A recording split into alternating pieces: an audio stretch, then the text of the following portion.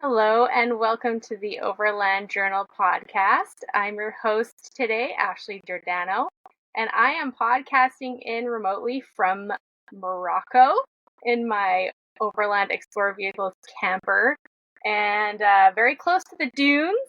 I'm very excited for my guest today is Thérèse-Marie Becker, and she is joining me from Belgium. Is that right? Actually, almost. It starts with the same letter, but we are in Bulgaria for this time. Oh, Bulgaria! Awesome. I feel like we've talked and you've been in like close to London and then doing Yes, things in absolutely. Belgium and yeah, all over the place, which is super fun. So thank you so much for joining me today on the Overland Journal podcast. I'm really excited to chat with you today on International Women's Day about your travels with the last Overland and that expedition and your role and also just your background and history and how it all came to be for you in the industry. So, welcome. Thank you, Ashley. I'm very happy to be with you. I guess that it's great that two women who travel extensively get to have a chat and share it with the world. Thank you for having me. Awesome. So, tell me a little bit about your background getting into the overland industry. I believe I heard somewhere that you learned to drive on a very specific kind of vehicle. Yes, I did. You heard that right. I learned to drive in the Belgian countryside in the Ardennes on an ex-military truck. So those are old trucks that are quite high to the ground and very rustic, I would say. And I learned to drive on that and on tractors. So that was the very first experience I had with motorized vehicles in the mud, because before that it was horses. Oh wow. So was your family, did you live in a more rural like farm area, or did your parents have an interest in old vehicles, or how did that come to be? So as you said correctly, I'm originally from Belgium, from the Ardennes. So if you imagine Belgium, it's on the southern part of the country. And the Ardennes is known in the US, for example, for the role it played during the Second World War. So you have to imagine it's beautiful green, lush green areas and hills, and you've got beautiful little farms everywhere. And I grew up in that environment. We always had horses, and we had a couple of cattle as well, a little bit of cattle as well, which was really nice. And so it was more out of practicality than appreciation for vehicles that my parents and my grandparents had that kind of vehicles on the property. So it was that little green ex-army truck was used to move the wood when we were cutting the wood on the property, and the tractors were just to work on the land and be able to take care of the horse stables summer and winter. So my parents never really were into old cars or old vehicles. It was more practicality before looks, I would say. Yeah. Yeah, those vehicles are very, very functional. And what an interesting way to start learning to drive. You know, the mechanics are so much simpler than they are now, and just having that basic understanding of how a vehicle works is probably really helpful for you. It is, but the fun thing is that I only learned mechanics in 2021. So I learned to drive on those vehicles because, well, when you grow up on a farm or on a small family farm, you always help around. So everyone has got its own task. Everyone has got its own things to do on the property, and so very quickly children learn to drive on those vehicles, whether it was tractors or whether it was cars and trucks or quads. And so what happened is that I learned to drive, not really quite tall enough to be able to reach the pedals and the steering wheel. On the other hand, I learned mechanics out of necessity, because when I started to buy Land Rovers, no garage could actually help me out, because I was driving a P38, and it's not exactly the most popular vehicle in the countryside in the southwest of France. Got you. Okay. So did you come into driving Land Rovers out of an interest, or was it also out of a necessity, like kind of using them as a work vehicle? So the Land Rover story started before me knowing it was going to start. My dad always liked Jeeps. Who controversial for a Land Rover owner, and so he was always pointing out special vehicles, so that whether they would be Jeeps or Series 1 or the Belgian Land Rover, which is the Minerva. And so he would always point them out. And so on 2 occasions, I actually had the opportunity to drive a Land Rover in an off-roading situation, but I had absolutely no understanding of the brand. I didn't know the heritage that came with Land Rover, and I didn't even know how far back in time the story of Land Rover was going. And so, long story short, I found the shape of those vehicles fantastic, without actually knowing much about it, because I never really was into cars. I just thought that it was a practical utilitarian vehicle.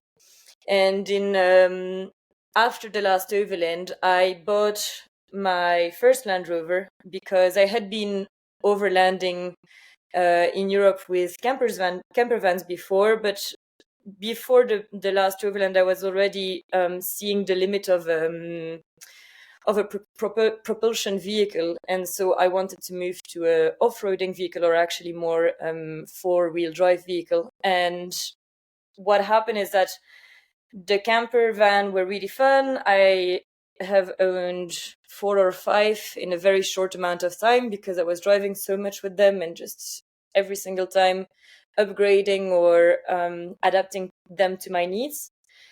And so in 2021, I bought the P38. I loved the look of the car, and I was looking for a Land Rover that would allow me to actually do a lot of driving, both on road and off road, as on an average, every year I drive 200,000 kilometers without expedition, without including expeditions or overlanding or projects on the road. So yeah, it's a bit of a fun one to start with a P38, as it's considered the least reliable Land Rover of all time. But it gives you a steep learning curves when it comes to mechanics. Definitely. Wow, that's a lot of driving. It is. Per It year. is. But Europe is a fantastic place, as you know.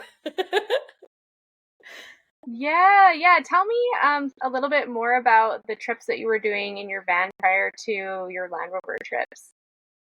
So the van's journeys started because I started to do a lot of climbing. So I started to climb quite extensively around the age of 19, 20 years old.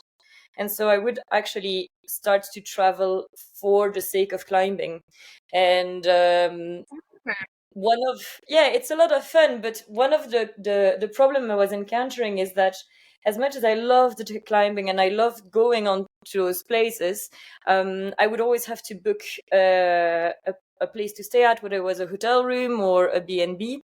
And I found it quite restrictive, because either it would take me quite a lot of time in the morning to get to the crag to go climbing, so I would lose 1, 2, or 3 hours just to get to the crag. That's without taking into account the approach march that you would do to go all the way to the rocks.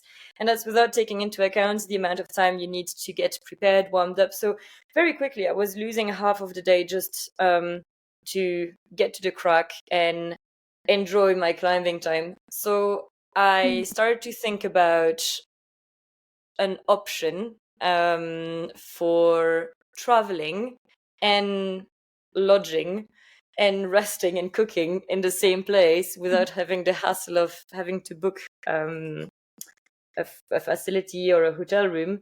And that's how the van ID came along.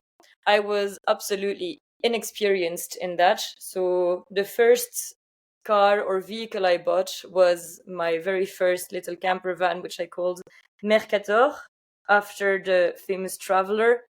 And it was a Peugeot Expert from 1998. And that little Peugeot Expert had traveled over a period of 20 years' time, 200,000 kilometers in probably 50 square kilometer maximum. So when I went to the garage and saw it, it was a beautiful little blue Peugeot Expert. I went the next day and cash in hand, bought it off my trusted garage in the southwest of France, brought it back home, and immediately ripped the back seats off the vehicle, and I made some sort of bed, which I was super proud of. Looking back onto it, I'm thinking that it was a cute first attempt to a converted van. I had zero, prior experience into building into moving objects, and so I had the plan to go to Belgium and then to go to Spain with that little van. And so I make that little bed in the van. I make a foldable table. I've got this huge, chunky, absolutely not practical gas stove with me. And I've got that enormous kettle that can boil 2.5 liters of tea if I wanted to host tea parties in a 2 square meter space. And I hit off. I get on the road.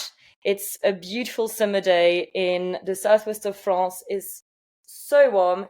I drive 300 kilometers, and then there's a giant noise, metallic noise, and my van stops with smoke under the bonnet. No.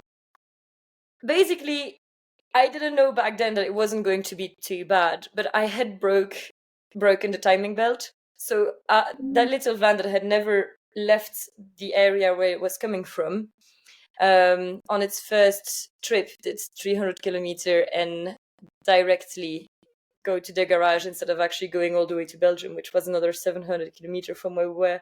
So that was my first experience, or let's say adventure, when it came to being in contact with mechanics that were a bit more simple than, or close to me, I would say, than tractor mechanics. I was obviously terrified because I thought that I had broken my just newly acquired van. Of course, I was on the phone crying with my dad. My dad was like, well, if you've got an insurance, you're fine. Just call the garage and the recovery is going to come and help you out. Luckily, it was just a timing belt problem, but that's how it all started. And so I went, when that was fixed, I basically went everywhere in Europe with that little van. It started off in Spain. I did a couple of ski season with it in the Alps. So I'm saying a couple of ski season, but it's actually a couple of months during 2 ski seasons in the Alps. Obviously, the van was not insulated. I had no concept of insulation for a vehicle, so it was freezing cold, but a lot of fun. And a year after, later, I decided that it was actually too small because I was spending more time on the road in the van, working from basically anywhere, to actually not having enough space in the vehicle. So I sold it to my best friend Geraldine because she wanted to have a van, and I bought a bigger vehicle. Excellent. That's great. What were you doing for work at that time online? Still as today, so digital marketing consulting and digital marketing strategy and development. So back then it was a little bit less evolved, I would say, or less developed of a service as it is now, because you're talking about this was 10 years ago. But yeah, digital marketing and digital marketing consulting. So I would help brands navigate the online space to generate sales or brand awareness or all of the above. And I would do that from anywhere I could have an internet connection, which was a lot of fun. Yeah, that freedom to be able to move where you want and obviously climb and work at the same time. Fantastic combination. It is great. It is great. The climbing was a lot of fun. The fact that I could go to the crag, climb a couple of hours, and then during the rest time between climbs, get some work done on the laptop, and having freedom of thought and freedom of movement is a freedom I really wish to everybody.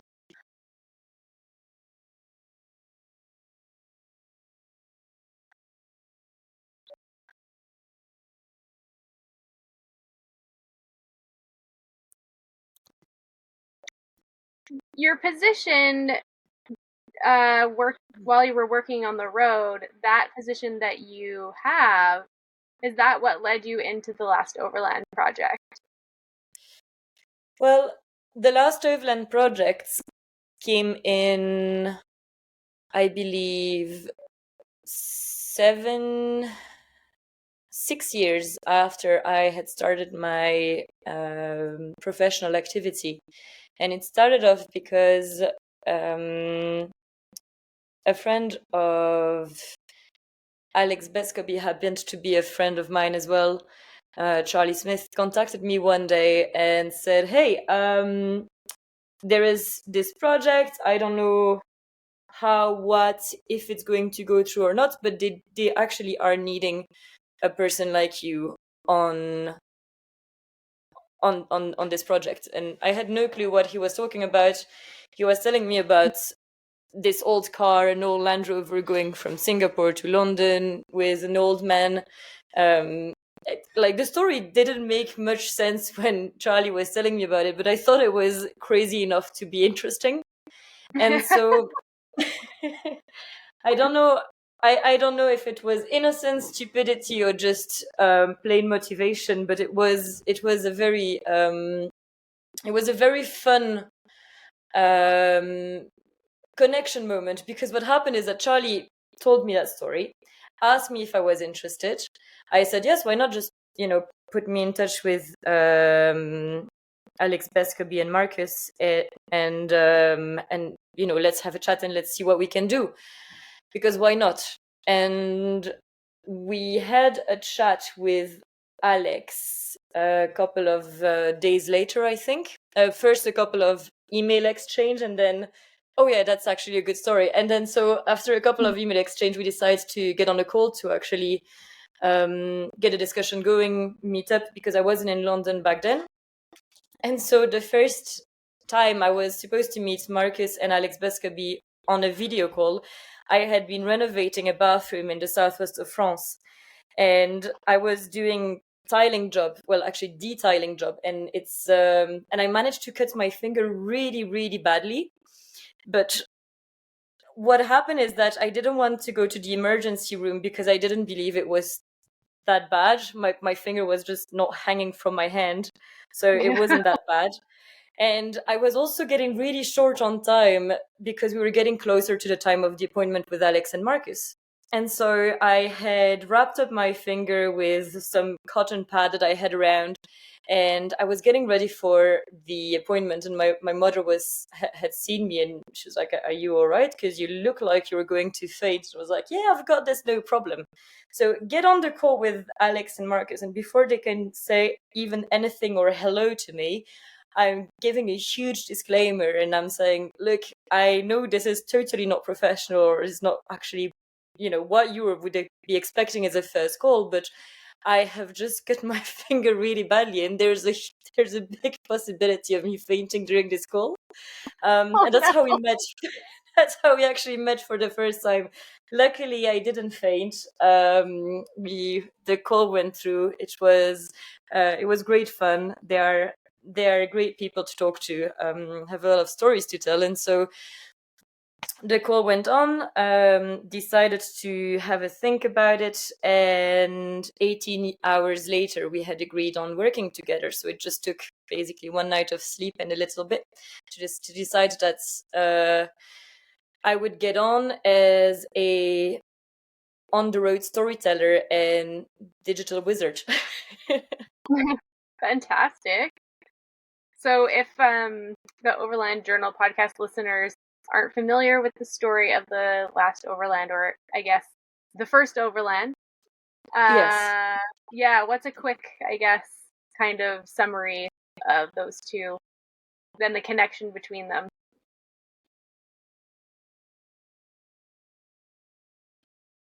absolutely.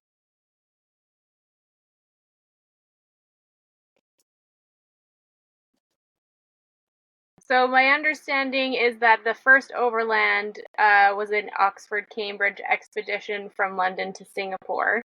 I don't remember the year. You might, though. Yes, But a group of gents from Oxford and Cambridge drove. Those are Series 1 Land Rovers, is that correct? From London you to are Singapore? spot on, Ashley. You're spot Yeah. on. So there were two Series 1 Land Rover, and the reason why they're called Oxford and Cambridge is because six young men from Oxford and Cambridge decided to ask the rover company for a sponsorship to basically support them to try and reach the furthest point overland on Earth, leaving from London. And so it was in 1954. And so the team of six gentlemen left London from the Grenadier pub in the heart of London. It's an absolutely fantastic pub with probably the best beef Wellington you can eat in London. Ah, Um, it's yes, actually, if any one of you is in London, go to the Grenadier pub and have beef Wellington. And they also have got Guinness on tap that is actually tasting like Guinness. So if you're looking for a treat, go there.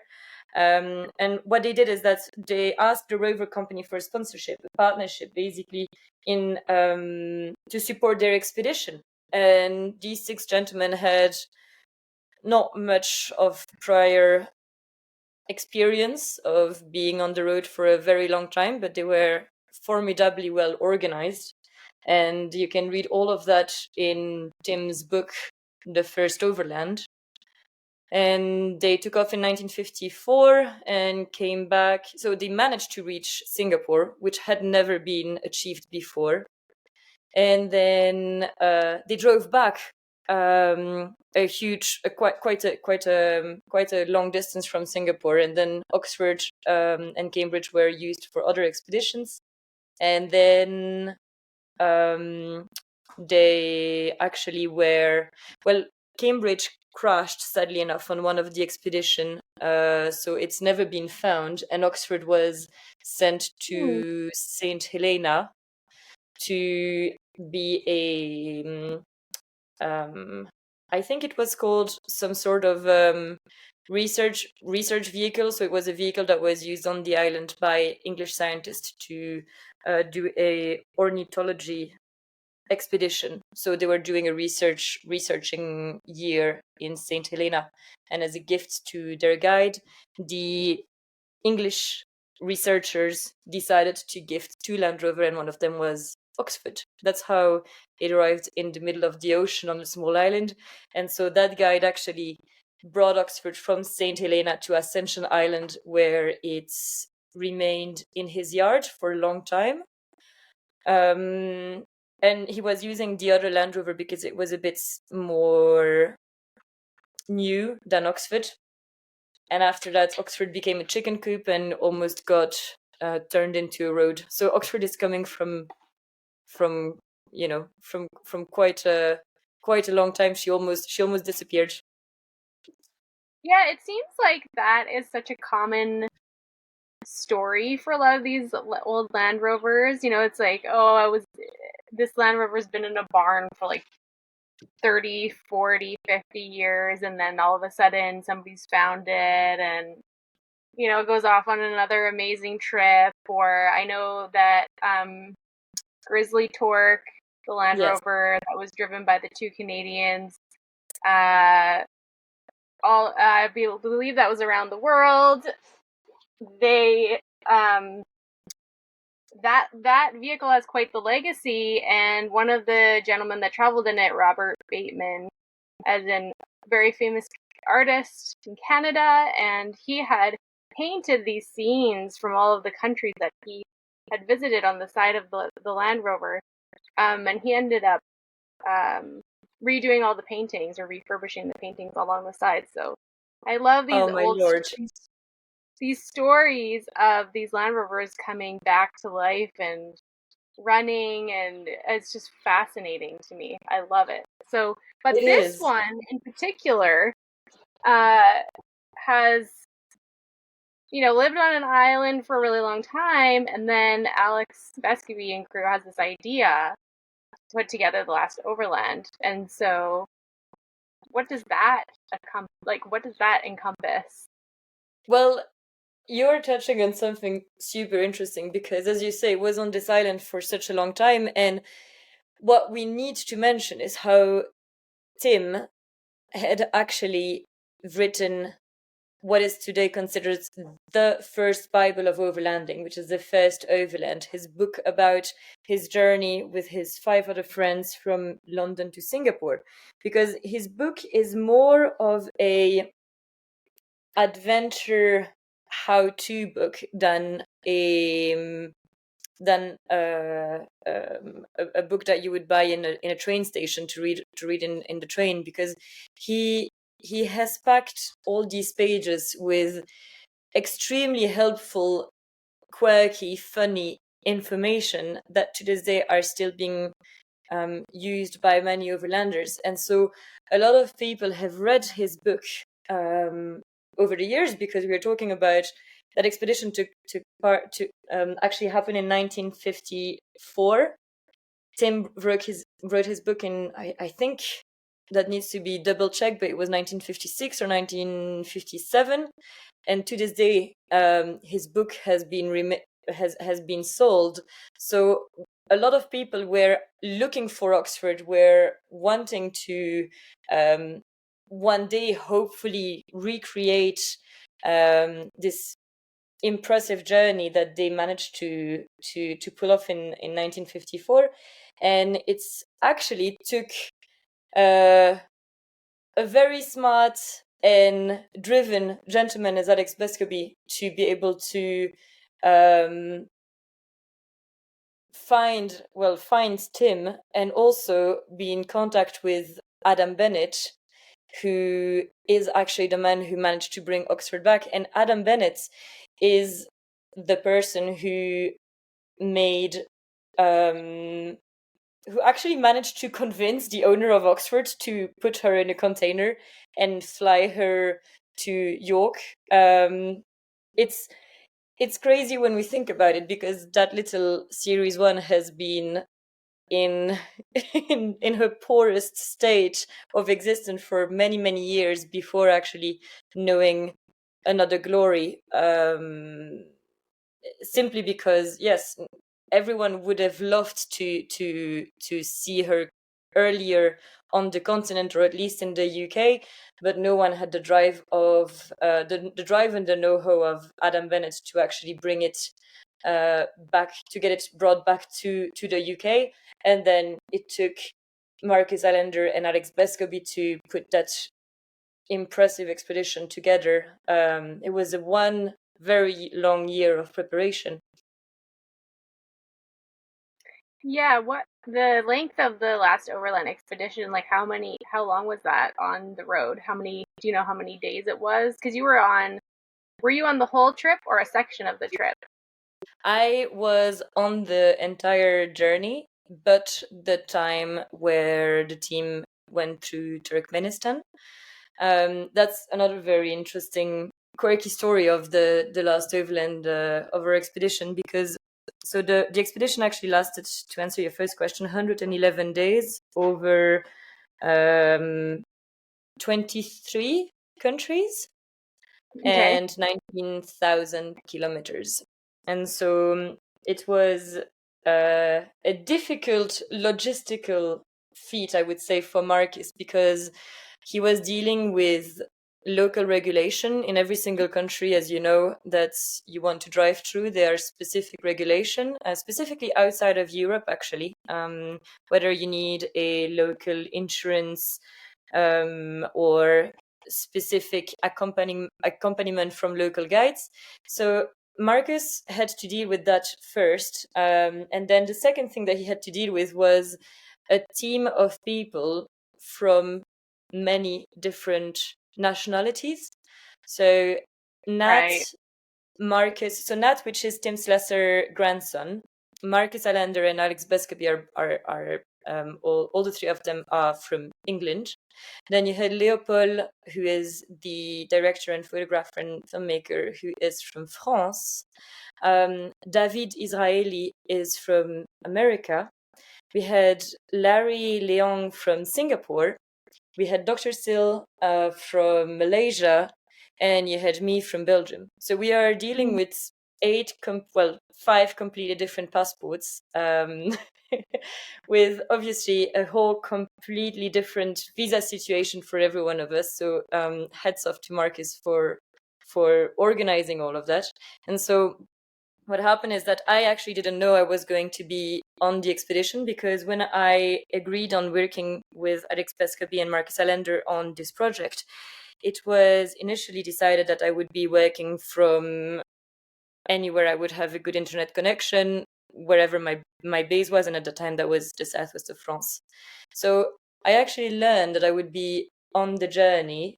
I think it was about a month before leaving, because I had to pack my bags and go to London for 12 days or 10 days, and then I had to be with the team, and then I had to be in Singapore with the team as well for the flag off. But I had no clue I was actually going to be on the expedition all the way until the end. So when I kissed my parents goodbye, I kissed them goodbye, and they asked me when I was going to come back, but I was incapable of giving them an answer, which to this day makes me chuckle, to be honest. Yeah, absolutely. You're like, well, how much do I pack, and what kind of conditions am I going to be? Probably a lot of different weather, big range in temperature, I'm assuming. You're like, I how like many? your practical brain. I like your practical brain, Ashley, because I can hear you've been traveling a lot. I'm like, how many sets of contact lenses would I have to bring for this time period that I don't know how long I'm going to be gone for? What about my favorite chapstick? Like, how many favorite chapsticks do I need to bring with me? All these important things, right? They are important things.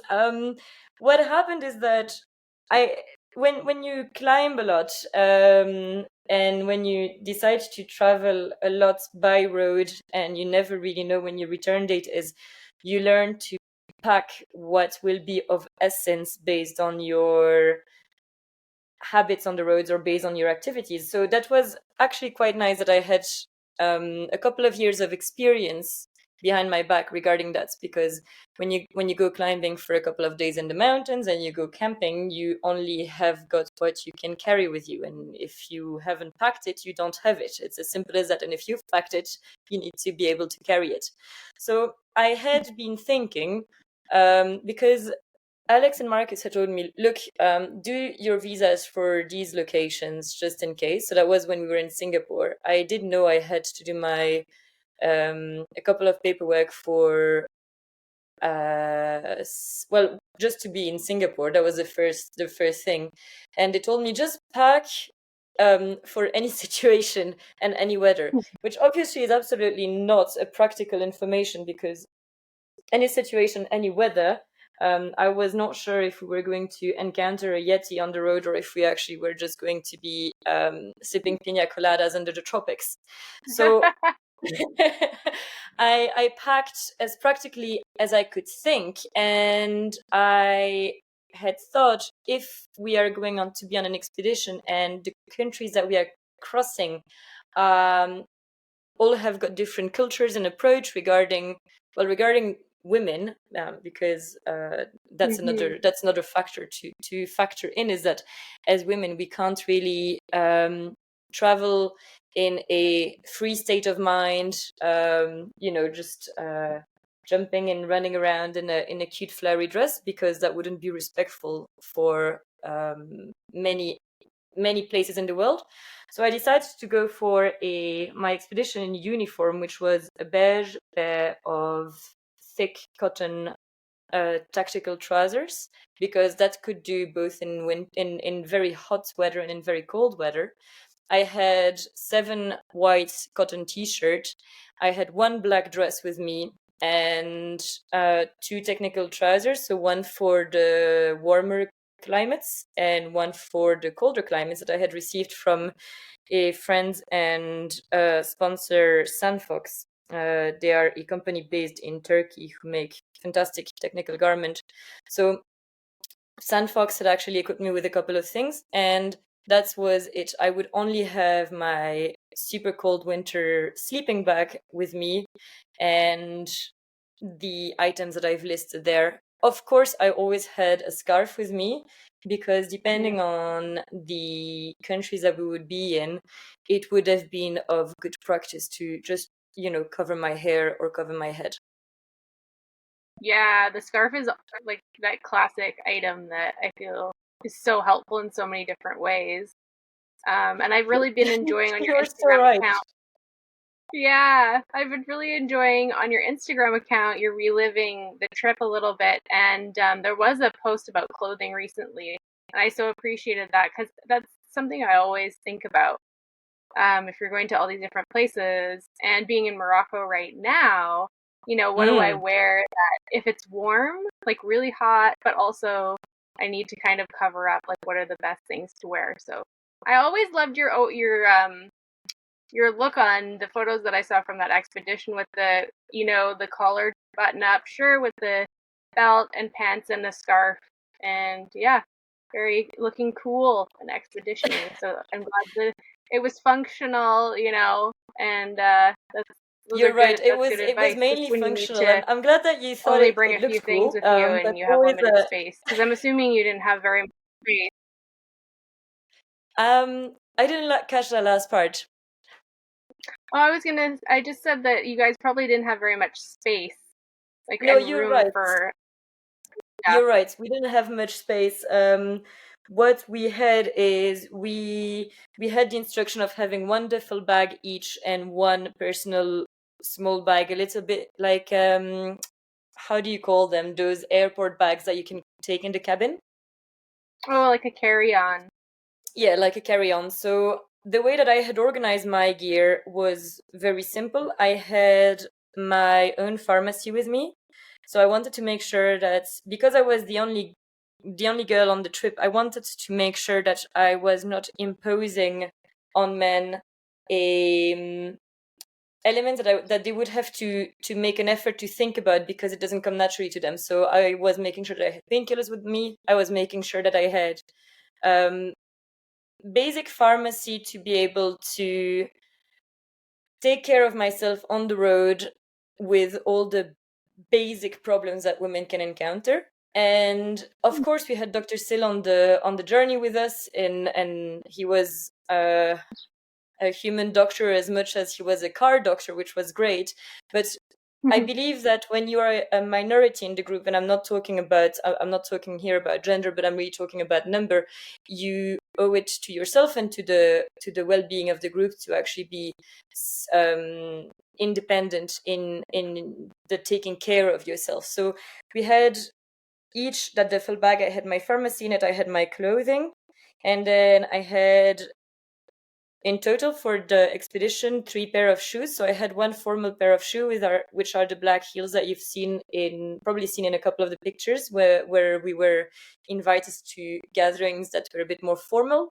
I had my leather brown expedition shoes, which were good in both cold and warm weather, and I had a pair of sandals that were chunkier than your normal cute pair of flip flops to be able to, if I don't know, when you're driving a car, a crash could happen. You need to be able to walk away.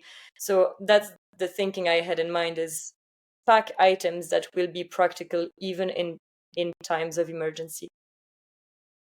Smart. Yeah, really smart thinking. What was your experience like being the only woman on that trip? Well, I come Just gen- from a family of 3 guys and 2 chicks. So it's I have got 3 brothers. So lucky again, I had some training prior to getting on the last Overland to be amongst men. And then when you were climbing a lot and doing a lot of outdoor activities, specifically about 10 years ago, there's not many women in the team. So it was not for not wanting to have them on with us in outdoor activities. It's just that it wasn't widespread as it is today. And yeah. so it was, to be honest, it was easy because there is one thing that we can say very certainly about men, is that they have got a great practical thinking, which often cuts through the noise, which is makes situations pleasant and easy to live.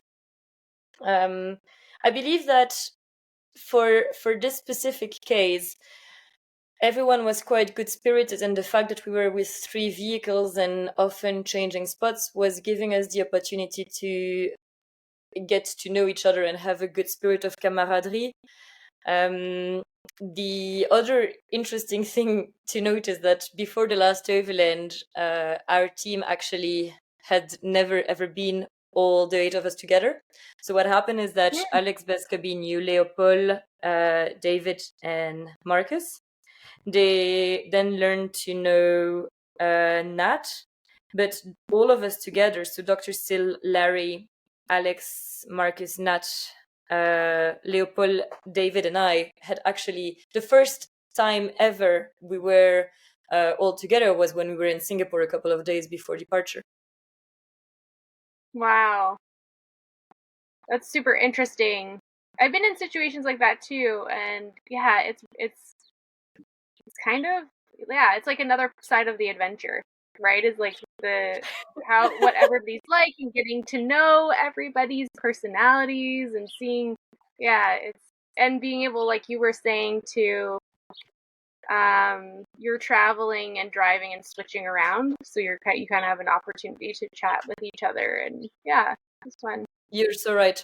This It's a fun expression, the other side of the Avengers, because we were dealing with extremely small amount of space, because Land Rover is specifically a Series 1 is not exactly spacious, and we were also dealing with a long number of days on the road. So it does require humility and good spirited individuals to be able to make it happen for 111 days in good conditions on the road, to keep the smiles high and the spirits in good condition, because if not careful, it is very easy to step on each other's feet or toes, simply because of how much proximity there is. Oh man. Okay, so I saw my first Land Rover Series 1 Land Rover last year. Nice. And it was Barbara Toy's Pollyanna, so obviously I was incredibly excited. But one of the things that really struck me was how small it was. Like tiny. And the wall, like, on the doors, they're so thin. It's just Mm-hmm. like you and this tiny piece of metal and then the world. Yes. And you guys went through some pretty hairy situations in terms of like road safety. How did it feel being in a vehicle that, it's almost like being on a motorcycle with a little bit more a tiny bit more protection. You're so right. I often, let's say, very lovingly call Oxford a little tin box, because it's not much Yes. more than that. You have those four walls, a tin roof, and then windows that are not very solid either, and air and rain and sand and dust seep through every single crack of a Land Rover. We often say amongst Land Rover owners that if your Land Rover doesn't leak oil, that means that you have a problem. If it leaks oil, that means that you're good. You still have got oil in the engine, so it's perfect. We often say that Land Rover owners, they don't go fast, they go far and have got many friends, because we break down a lot. And obviously, because we all break down a lot, we just happen to all open our bonnets all together alongside the road and, pick at each other's Land Rover parts and piece another car together. So the Land Rover is definitely a vehicle that you need to tame, and you either love them or you hate them, because, as you're saying, it is often, specifically Series 1, Series 2, Series 3, the Minerva as well, they're often just a couple of metal sheet panels and an engine. That's about it. So it makes them extremely practical. It makes them extremely versatile. It makes them almost like I like to call that Legos for real men, because you're actually playing with something that you're going to drive after. So it's a lot of fun. We did encounter a couple of situations where we were hanging on to solidly the steering wheel, hoping that the steering wheel would stay in place, obviously. One that comes to mind is when we were in India. India is a beautiful place. I had absolutely no experience with India prior to being on the road with the last Overland, and I have very quickly realized what we mean, or what the reputation of Indian roads is that it is chaotic, to say the least, but also it's not that it's fast, it's just that it's dangerous. It's hectic, it's dangerous, but it's a lot of fun. And if you know how to drive and if you know your vehicle well, you're fine. You need to be very alert. But when we had one stretch of or ride in India, which was going to be on an expressway. So we all got really excited because we had just been doing quite a lot of countryside roads. So they were the equivalent of tarmac and dirt roads together, with giant potholes, a lot of sand, a lot of dust. It was warm. And so we were all very much looking forward to the expressway in India. We all very quickly realized that the expressway was absolutely not what we had expected it to be, because there is no concept of lanes in a single direction. So you could be on the left lane and have a truck coming at you opposite direction without you understanding what's even happening, because there's enough lanes on each side to actually have, on one side, for example, the people who go to the north, and on the other side, the people who go to the south. So that was the first thing. And then the second thing that we realized is that they in that portion of roads that we have been onto, they absolutely didn't like to finish their bridges or put their bridges in the right location. So let me explain myself. We would be on a stretch that would be a couple of kilometers long, and everything would be fine. And then we would encounter a truck in the direct opposite direction, same lane as us, without lights, without anything but just dust and some sort of speed and a lot of weight coming at you in tiny Oxford.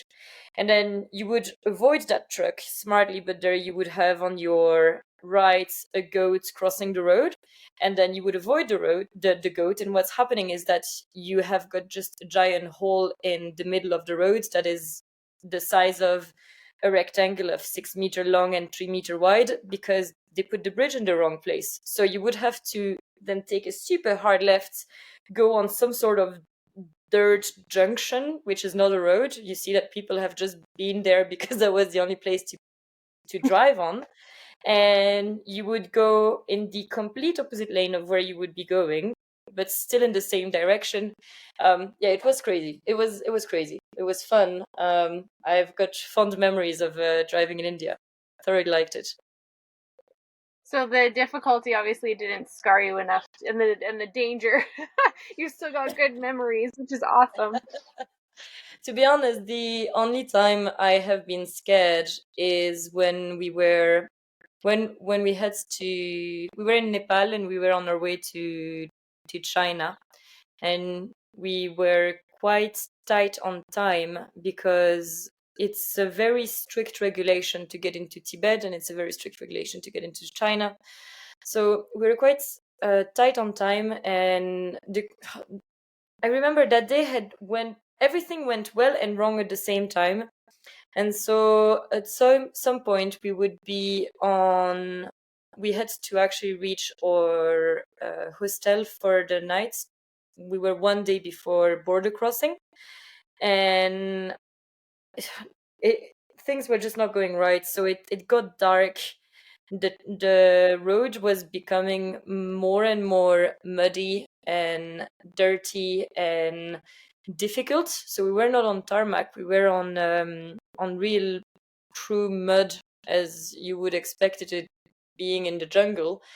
And that was the main road. And there had been quite a lot of rain a couple of days before we had arrived. So the road had just turned into a mud bath for kilometers on. And the difficulty was not exactly the mud, but it was the fact that we were with, on our right, a giant pillar of rocks and mountains, and on our left, a enormous, gigantic, non-existing, I don't know how it's called, hole. Basically, there was no road, there was nothing. It was just a pitfall. So if you would have fallen there, I wouldn't have given much of your carcass, basically.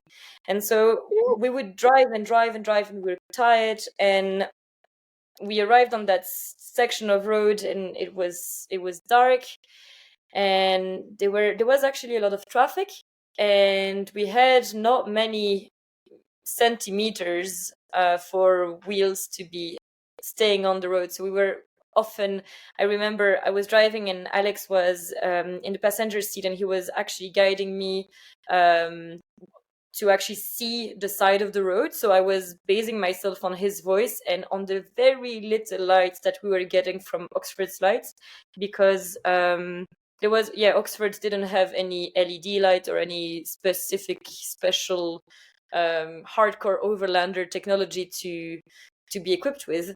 And so that was really a tricky moment, because we were exhausted, it was difficult, it was dangerous, there was a lot of traffic, there were big trucks, powerful trucks that were coming in the opposite direction, there were motorbikes with barely any lights. That was scary, but still, again, probably one of my favorite memories, because that's the moment that you feel yourself completely alive. You know that you can do it, so you do it, and you are super focused. I'm sure you've been in that state of hyper focus before. You do an action, you are over the point of exhaustion, and everything is actually rolling well, but you know that if you're, I don't know, just turning your eyes away to give them a rest just for a quarter of a second, things can go south really quickly. That was really one of the moments where we arrived at the hostel, and we checked in and basically folded our sleeping bags open and went to sleep. It was no no in between of, hey, it was fun. It was like, my God, we are exhausted and we need sleep now. Yes. Wow. What would you say was the hardest part of the expedition? That's a very interesting question. Mentally, I believe that being 411 days on the road and working on the road as well, that would be hard because you are dealing with the unknown. So it is more tiring than hard because you are juggling with the you basically need to find comfort in discomfort. Luckily, that's Mm. something that I find really pleasant, but it is definitely a difficult balance. So that was mentally probably the most challenging because 111 days is a long day. You are through dust and rain and storms and snow in various very uncomfortable position, whether you are driving Oxford, whether you're driving Pack, the Land Rover Defender 110 that was with us, or you are in the back of Pack or in the back of Oxford with your laptop cramped up against the Dometic fridge trying to type on your laptop whatever needs to happen for the day. So that was a lot of fun, difficult but a lot of fun.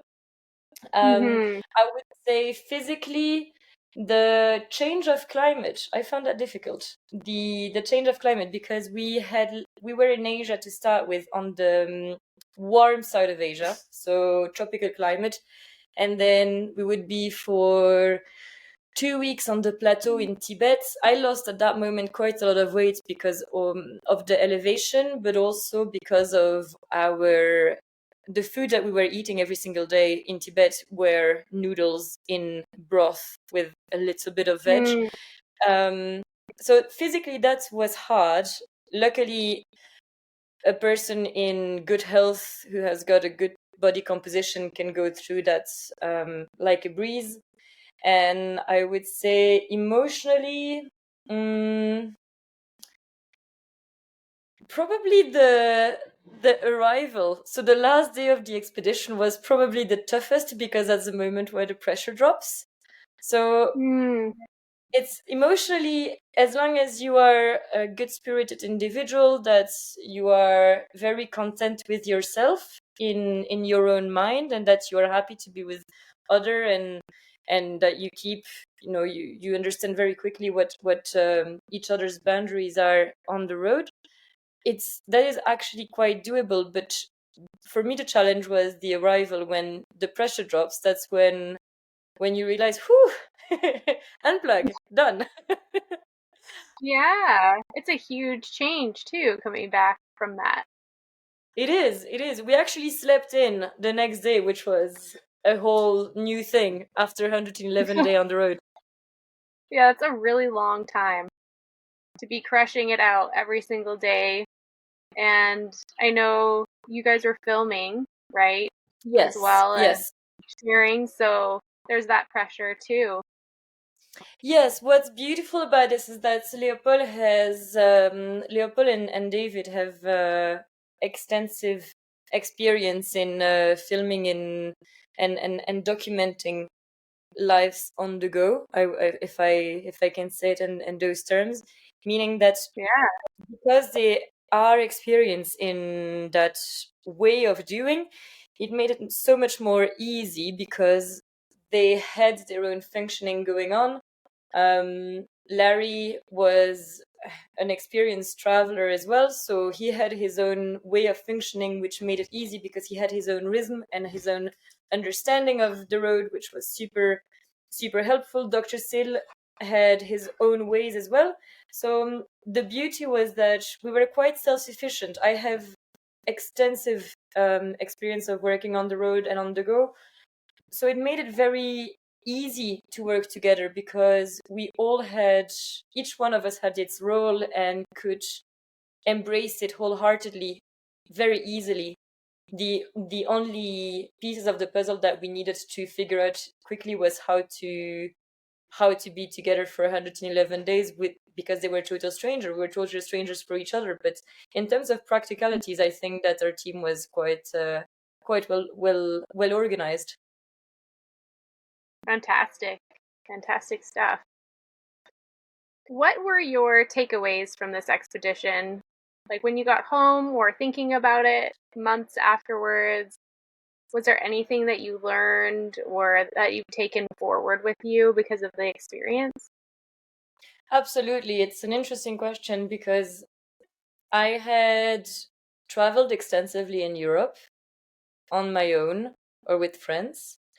consistently by road, so very rarely by plane, but I had actually never discovered that area of the world, so it was a total first for me. And what I thought was beautiful is if you are happy to be finding comfort in discomfort, you can make a lot of things happen because you don't really need much. As long as you've got the power of your brain and the power of your heart, really, there is not much that you need to make things happen. So that was one first nice takeaway, to feel it and live it in the flesh.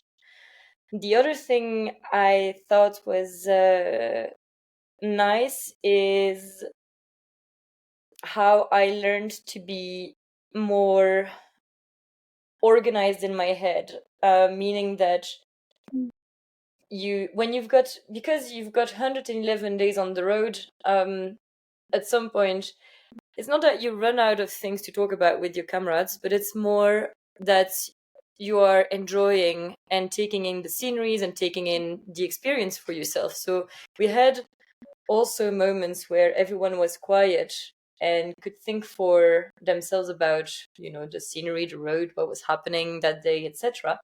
And that was enriching. I don't think many people have the, I would call that, the luxury of time passing whilst they pass through time with very little task to do, so that they actually would have time to think. So that was very, very pleasant to experience. And the third thing is that I have never seen a community as dedicated, as kind, and as ready for action than the Land Rover community. My God, you would be in Singapore or in the middle of Kyrgyzstan, you would always have a crazy individual who was crazy enough to have a Land Rover and know about them, and even more welcome you and tell you, that you are welcome to stay with them and they'll fix your car and you're fine. That was gobsmackingly, crazily fun and unexpected to live. Cool. I love hearing about that. Yeah, the Land Rover community, so special. I love my Toyotas, but it's also a great community, but it's not the same. But Sorry, you guys don't break down enough, Ashley. You're right. That's the thing is, you're not breaking down enough. I mean, I'm not wishing you to break down, obviously, but I'm knocking on wood right now. You're what? You are? I'm knocking on wood right now as we speak. Oh my God! Yes, keep on doing that. I mean, in Morocco, you shouldn't find it difficult to find parts for Toyota, I believe. Yeah. It's all good. It's all good. Awesome. Well, tell me, I have only a couple of questions left. Tell me a little bit about the Overland events that you are hosting. They look really interesting, and I wish that I was going to be in the area for them. So yeah, give me a little rundown on those the events. Thank you for bringing them up.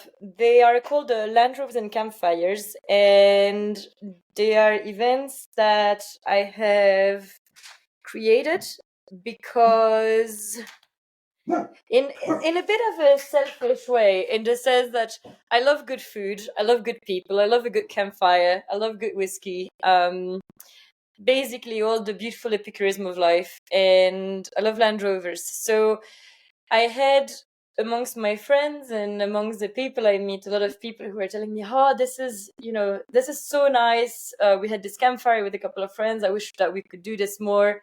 And that's how the Land Rovers and Campfire event came along. The thinking behind was to allow the discovery of exceptional things on top of the great atmosphere between people. So the concept is simple. We have got 10 privatized tent.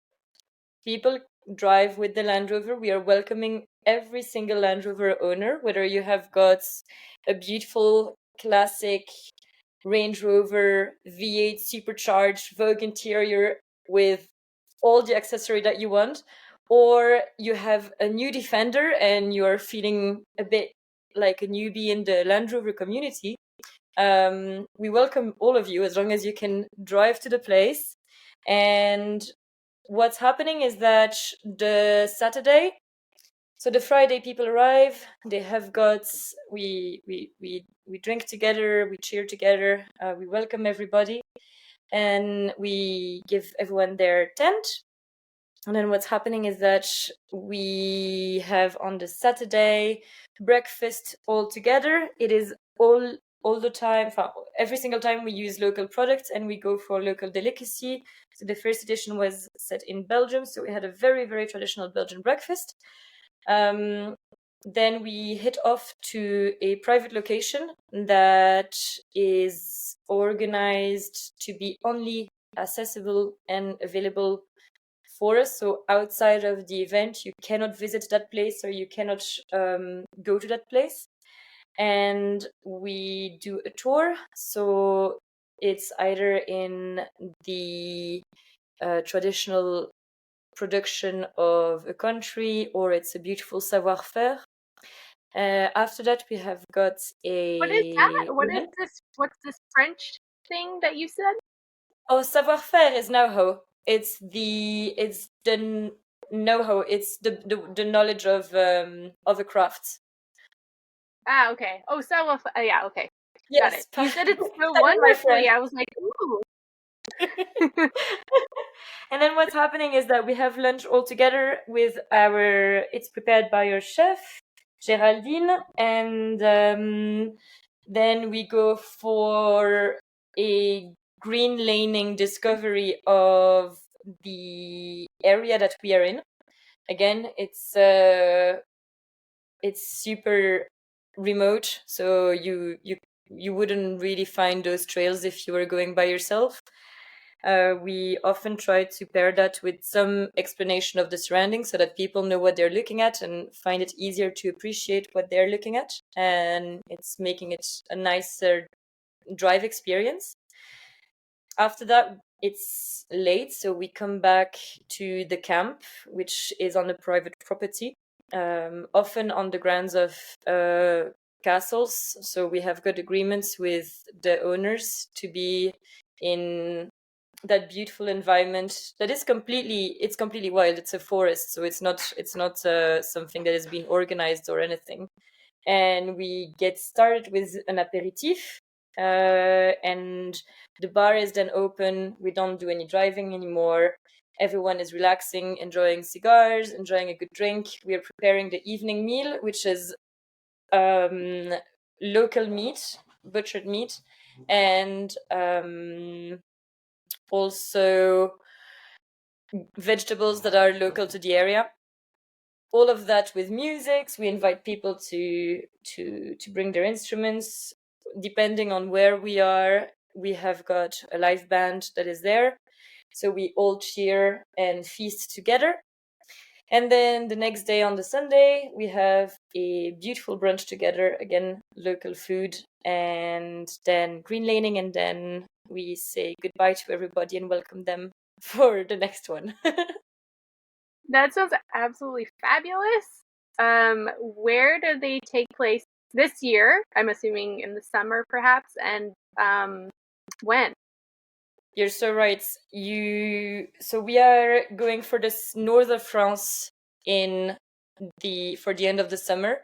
We are still pinpointing the date down because obviously it takes quite a lot of organization and we want to ensure an exceptional experience to our guest. But yes, you can expect for the end of the summer 2024 in the north of France, a Land Rover and campfire event. Love it. Fantastic. All that information, Ashley. Anyway, I can send that to you, and it will be on our website, landroverscampfires.com. Also on my Instagram account, Thérèse-Marie Becker. So if people are interested, they are really welcome to check it out there. Or if they want to contact you guys and you forward them to me, that's fine as well. Fantastic. Yeah, we'll make sure to put those details in the show notes so people can access them. That sounds like an absolutely wonderful event. Yeah, really, really, really fun. So yeah, we'll put that information in there. Yeah. So my final question of the day for you is, what is your favorite book? Oh, I love that question. Do we need a book that is related to expeditions, or do we need a book that is just any topic? Any topic. Okay. I would recommend any reading by Maurice Herzog. He is an adventurer and a filmmaker, so he's really, really, really good. Or any book by Albert Mahuzier. He's a French explorer and video maker. Actually, I would say cinematographer, because he's doing a little bit more than just cute videos. He has been crossing every single continent, whether it's by foot, by kayak, by horseback. So those two are fantastic authors. And on top of that, I would probably add, well, definitely the first Overland and the last Overland, because, otherwise I wouldn't be fun. Yeah, of course. Yeah. Definitely have to read those books. That's like you probably have got a very long book. Yeah. Long list of books to read. Yeah, I love it. Great. Well, thank you so much for sitting down with me for the podcast today. I really appreciate your time. It's been really fascinating to hear your experience on the last Overland expedition and how you came into overlanding. I love the climbing aspect. I did see it was funny, I was Googling you before this and I saw this climbing website and I was like, oh, wow, that is awesome. Just so, yeah. So it wasn't unexpected. I wouldn't say, but kind of, I was like, oh, that's cool. That's really cool. Well, I mean, it's always fun to make the road a little bit more interesting. So the more skills you can add to your set, the better. It always makes it possible to do an activity. You can ski, you go to the mountains and you ski. You can climb, you go to the mountains and you climb. You can boat. Absolutely. Yes. Yeah, it makes life interesting, that's for sure. Fantastic. Thank you again. And yeah, really appreciate you coming on here and speaking with me on International Women's Day. And yeah, good luck with the wonderful Land Rover events, and I'll be looking forward to and excited to see what's next. Thank you so much for having me, Ashley. It was a pleasure to talk to you. Same here. Thank you also to the Overland Journal podcast listeners for tuning in to this week's episode. We hope you enjoyed it, and see you next time.